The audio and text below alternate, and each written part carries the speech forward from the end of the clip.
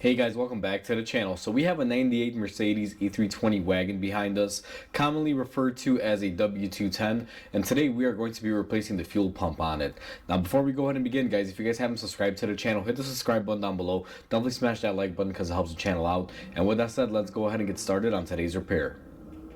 So we are located underneath the car, and this is basically towards the back, right behind the differential. You guys will see on the wagons. Now this specific model is a wagon, guys, so this only works on this particular car. Other vehicles will have it in different locations, even if they look exactly the same and they're all E320s. Wagons primarily have the pump here. What you're going to want to do is go ahead and push up on this cover, and you want to relieve these little rubber tabs that hold on this plastic cover in here. Sometimes these can be a little brittle and a little difficult, but once you unhook them, they should be able to come right out. And ours does have quite a bit of junk in there from all the years that it's been out on the road. Now that we have our cover out of the way, we have our pump exposed. Now, one thing right off the bat when doing this, when you get a new pump, make sure that you have new fuel clamps, because the original ones are the cutoff style. You can't reuse them. They're pretty much crimped on there. So make sure you have those along with your new pump and everything else that you'll need. I'm going to go ahead and get some tools ready, and I'll show you guys how we take this off and replace it. In order to take our pump off, what I'm going to do is go ahead and disconnect the electrical on there. We should be able to pull back on these dust boots. They should come off here. Now these are original and they probably haven't been off in a long time, so expect them to be a little brittle. And this doesn't need to be said, but I'm gonna say it anyway. I disconnect the battery when I'm working on stuff like this, guys, just in case something does wind up happening. The car doesn't have any sort of issues because it'll be de-energized. Now these boots are really stuck on here. There we go, we got one up and we got another one out of the way there. Now this is a very unique design, I'll tell you that much, especially for 98. I'm surprised. This has a very old school feel to it. But what you're going to want to do is take your 8mm and get it on there and go ahead and break loose these little 8mm bolts here. Now these are your power wires, your ground and your power here. And it looks like the power wire is a little bit smaller, so I'm going to have to get a different size for that one. But we're just going to work them off and keep them separated because we want to make sure we don't mix them up. From my gatherings, this should be the positive side, this should be the negative, just by looking at the new pump and what it came with. But I'm also not going to risk that. I'm going to make sure that I keep them in a neat order, so that way I know which one is which. So I'm gonna go ahead and grab a smaller socket for this. I believe this one was an 8mm and this one's probably a 7. They probably step it down just to, you know, keep you on the tip top, so that way you don't mess them up, because one connection does look smaller. So let me go ahead and get my socket and we'll remove that. Back with the appropriate tool, and sure enough, it is a 7mm. I do believe this is Mercedes' way of telling you you can't screw this up, because this one looks a lot smaller in diameter. So we're going to work it all the way off here. And my pump comes with new bolts and hardware, so that's why I'm not really worried if I drop any of the stuff on the floor, because my new pump already comes with it. So that one is indicated as red. Now I'm going to look at my new pump, and sure enough, they are coated. You will see on there that this positive side is going to be a lot smaller diameter, and this negative is going to be a larger diameter. That's their way of keeping it from basically screwing up there, or having you screw it up, I should say, or whoever's working on it. Now that we got those off, we're gonna go ahead and start taking off our clamps for our fuel. For that, we're gonna need a cutter tool, so let me grab that and show you guys how we do that. The tool that I use to cut these clamps off, as you can see, is a cutter that has kind of like a flat face, like a bullnose cutter. I don't know what the technical name for it is, but what I'm gonna do is just get in here and grab the ear clamp, and we are just going to go ahead and cut it off just like that. Sometimes, depending on the model of Mercedes, these are reusable and they will clip on and off, so you want to study them and make sure that isn't the style that you have, because otherwise that can be kind of a kind of a nuisance to try to figure that out. So in this scenario, these are the ones that you have to cut off. It's an older one. They only started doing that on the newer models. With one clamp cut, now we are going to go ahead and take off our other clamp. We're going to cut this bad boy off, see if I can get in here. And we got to be careful with this portion of the line, and I'll show you guys here in a second why you want to be very careful with this. Now I'm going to twist my pump here to try to get my ear clamp off a little bit easier. And let me see if I can get in there. This one is a little bit more difficult, to say the least, mainly because of the angle that I'm in. Let me see if I can't just attack it from this angle, just like that, and cut that off. Okay, so we are able to cut this off and get it out of here. And I apologize for my voice, guys. I'm going through a cold, so if my voice is a little raspy and I'm breathing a little bit harder in this video, that's probably why. Good old Chicago tricked me. Other weekend it was about 60 degrees here, and it definitely got me. Now I'm going through a cold. Next thing that we're gonna do, and that I mentioned earlier, this hose here you gotta be very careful with. And the main reason why is because this is your fuel tank, and it's basically connected right there. Your fuel can drain out of here, and what we're gonna do here, we're gonna clamp this off. I'm gonna get some hose pinch off pliers, and we're going to go ahead and do that now so we don't forget. It's very critical so you don't wind up losing a full tank of gas.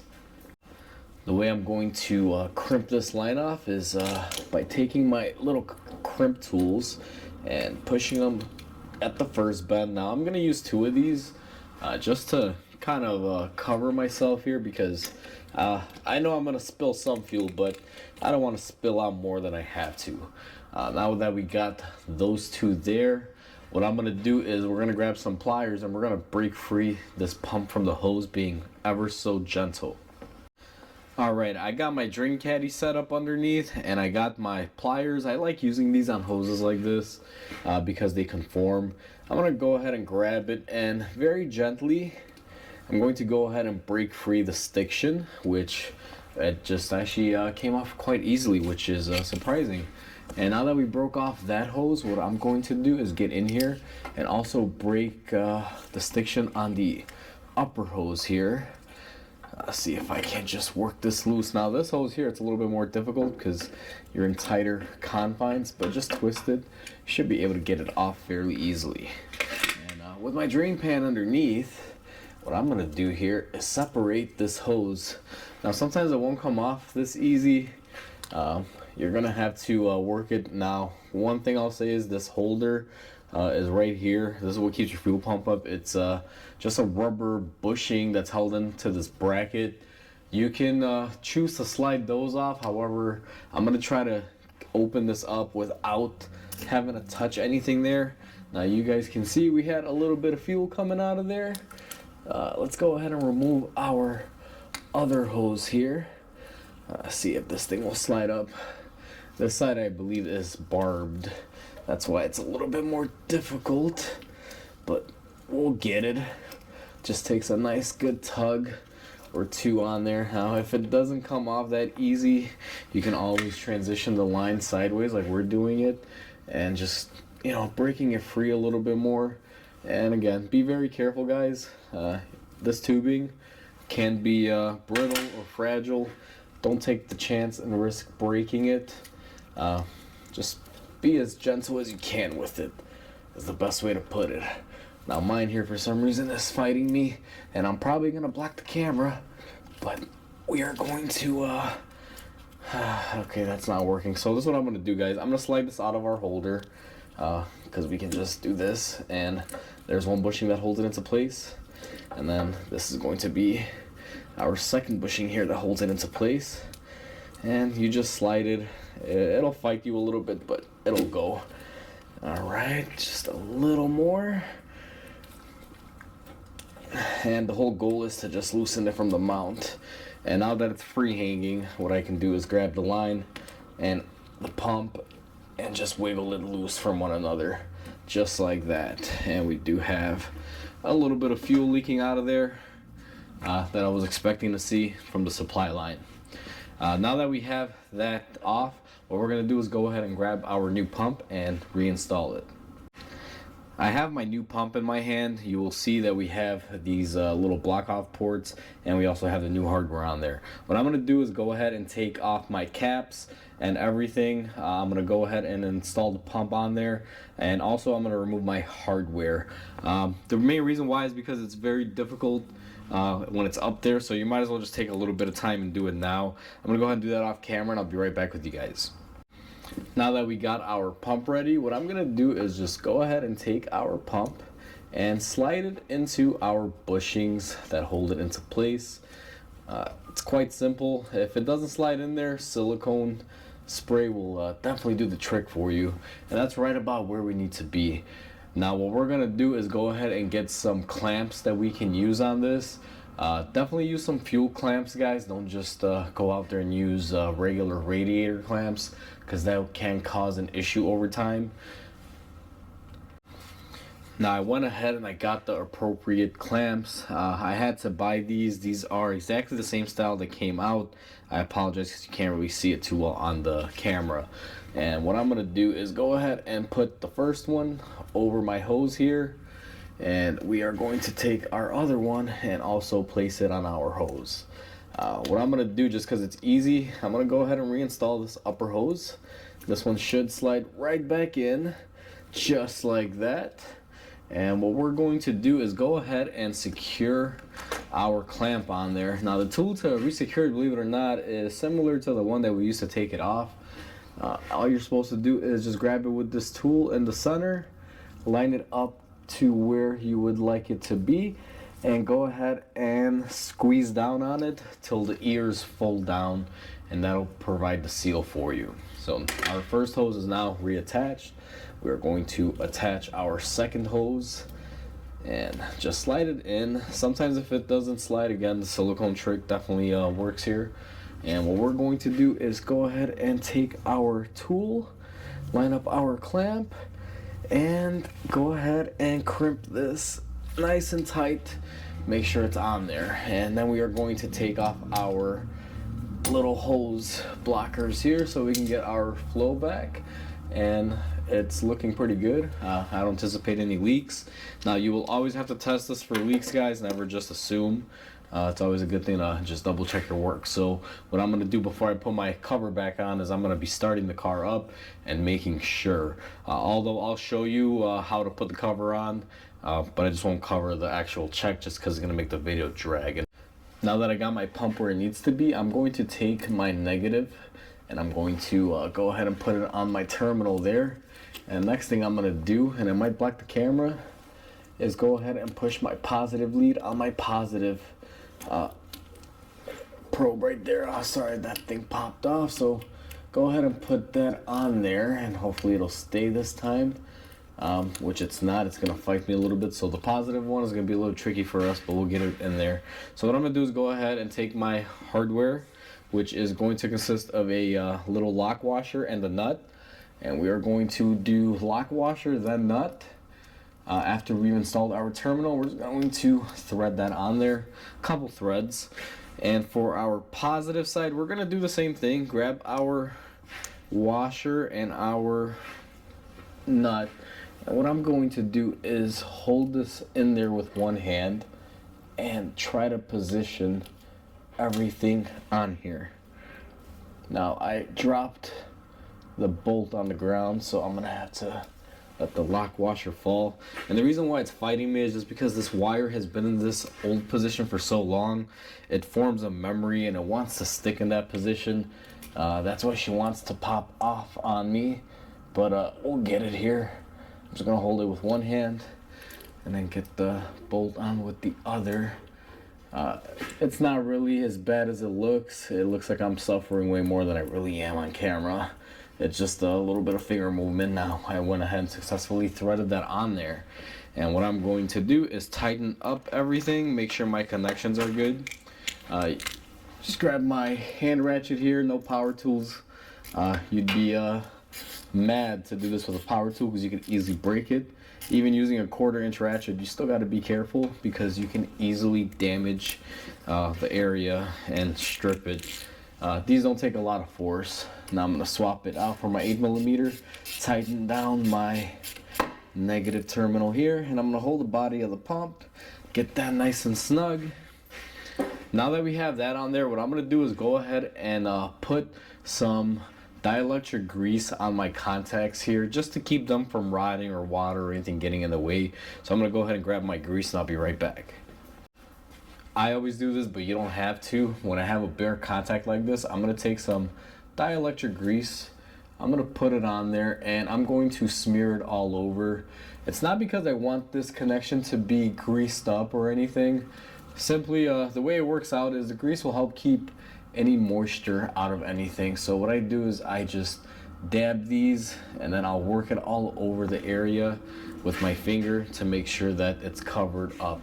And then what I'm going to do is go ahead and pull my boots down and cover up my terminals.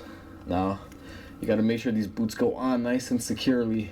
You definitely don't want to get any moisture down here. I'm gonna need a little pocket screwdriver to work mine in, but you guys get the idea. Then you're gonna reinstall your boots. Now mines aren't fully installed there. Let me go to my bench here and grab my screwdriver. And let's see here. All right, so the way I do this is use the screwdriver to pull the boot down over the lip and also through any crevices, just like that. And I'm going to try to do the same thing to this one, although the camera's in the way, so I might not be able to. So the positive one, guys, I'm gonna move you a little bit here because I cannot even see what I'm doing because the camera is in the way there. And let's see here, we're just going to push our boot down. And surprisingly, for the age of this vehicle, these boots are they're in pretty decent shape. I thought they would crumble or rip apart. Usually rubber that's this old doesn't really last too long, but you know, these have been pretty good so far. So we got both of our boots in there, and just to show you guys what that should look like, I'll zoom you guys in and you will notice that everything is over the lip and nicely and secured, and that's the way it should be. Now that I installed my pump, guys, I went ahead and I started the car while it was in the air. First I primed it just to make sure there were no leaks or anything, and as you guys can see, there are no leaks whatsoever on this. And the next stage in this is going to be to install our cover. Now the cover is pretty simple. All you're gonna do is go ahead and line it up on here. See if I can get this lined up, and make sure you have it faced the appropriate way. And a little silicone spray goes a long way here, and it'll definitely help aid in the installation. And then once you have it up there, what you're going to want to do is go ahead and line it up on the rubber tangs and make sure it's clipped into place just like that. And that's how easy it is to replace a fuel pump on a W210 Mercedes wagon, guys. Hopefully this video helps you guys out. Alright guys, so we are pretty much all set and done on this. The fuel pump was relatively easy to get to, as you guys saw. It's not horrible, just the clamps and everything else can be a little difficult in making sure not to break the lines, but it's pretty straightforward of a job. Hopefully you guys enjoyed. Please comment, like, and subscribe because it definitely helps the channel grow. Hope you guys have a wonderful day, and I'll catch you guys on the next video.